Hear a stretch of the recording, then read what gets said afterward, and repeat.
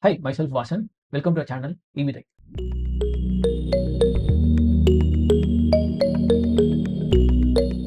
As part of Google Cloud AppSkill series, today we'll talk about the Cloud IAM Lab. And as part of this, they have provided two usernames. One begins with this one, which is BF, student BF, and the another one is begins with student B6. Yeah, so two usernames been given. And for now, I have already signed in as the student one. So what we're going to do as part of today's lab, let's see. So we're going to explore the uh, granting of the access and revoking of the access and how it's going to reflect. That's the part we are going to handle it today. So first thing is, so there are two usernames we have done. So sign into the console as a first user, we have done it.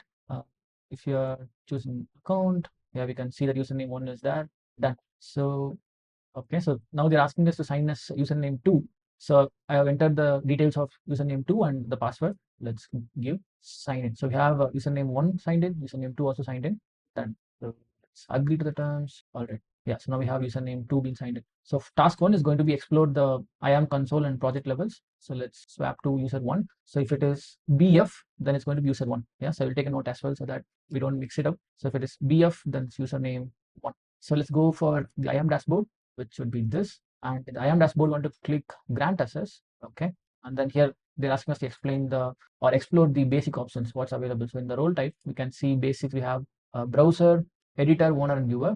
And here they're talking about three different roles: the editor, owner, and viewer. And in ideally, I could see that the basic level permissions is like more wider level. Like if you provide viewer, it's going to get a view for all the specific or like most cloud resources. Then owner is for like full access to most cloud resources. Editor is for you can create, update, and delete for most of the cloud resources. Yeah, so it's more like the wider level permissions. That's why I think they're asking us to edit it, like not proceed further and exit this. So let's talk about the next one, which is the username two. Yes, we have moved to the username two. And again, let's go for the IAM and admin. And you would need to navigate to the IAM service, which would be this. Yes. So now search through the table to find username one and username two and examine the roles they are granted. See, we should be able to see under yes. So the one with the BF would be the where it is. So this one is B6. It's going to be the student two.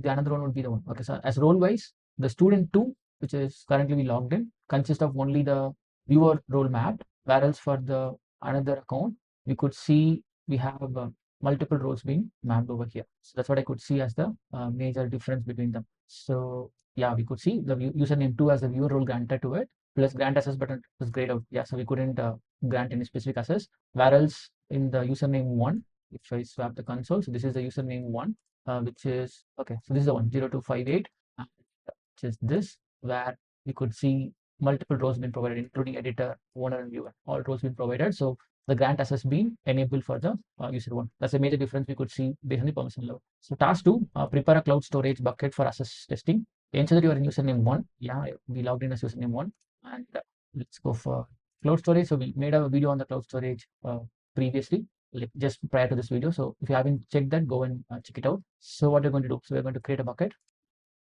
Okay, we can keep location as multi-region, and we can keep anything. So we keep it as E with I am, and what I'm going to do. So buckets create and unique name, location type. They asked us to keep it as multi-region.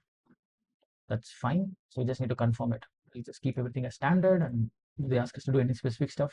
All right. So just if prompt prevented, click confirm. Okay. Just see if we have thing. Let's create it. Yes, they just ask us to confirm this. Done. So I just created the bucket. Upload a sample file in the bucket details. Click upload files. Let's try uploading it. Just have the previous file. We'll upload this. Okay. They are asking us to go with rename the file to sample.txt. Can rename it from here. Oh, we can do that. That's cool. Okay, done. We could rename it as well. And let's check our progress. Done. So now switch to username 2. Let's do that. So now we are in the console with username 2 signed in, which is B6. Let's navigate to the same cloud storage. Should be this buckets. So since we have the viewer role prescribed, we could able to read the files, right? We could go and see like what other things exist. But if we try to delete this one, more actions, delete. Yeah, it could not be deleted, and we can view details. Says access denied because with the view only permissions mapped, obviously we don't have permission to remove an object. So to do that, we want to switch to user one, which is this.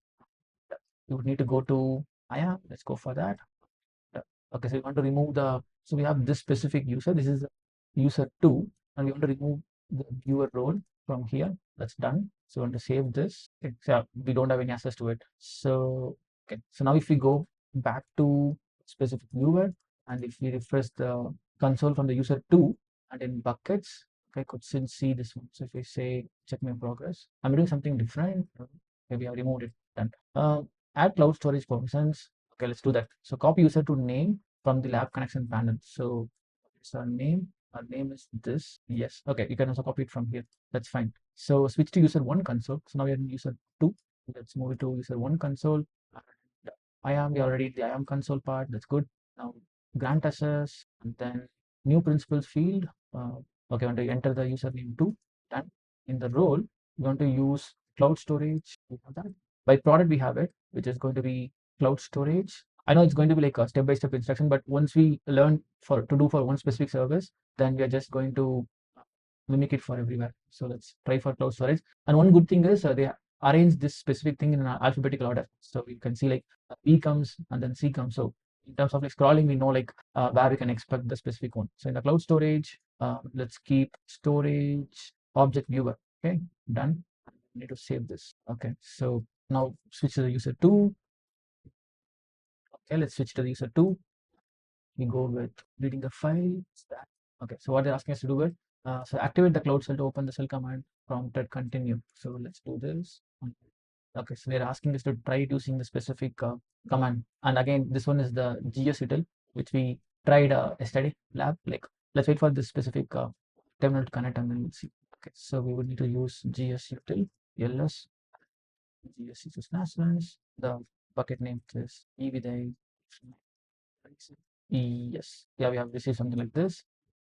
You can see you gave username to access the cloud bucket. Yes, we could access it programmatically. Done, that's it. So we have explored like how to revoke the access, how to provide the granular access or read-only access only specific to the cloud storage service. Also, we have seen other basic permissions like the wider permissions, not limited to services. We have explored that as well. So that's a walkthrough of the specific lab. Hope you find this useful. In the next specific session, we will cover up what topic. Let's see. Right. In the next lab, we'll talk about cloud monitoring. So if you haven't subscribed our channel, do subscribe. See you in the next video. Thanks.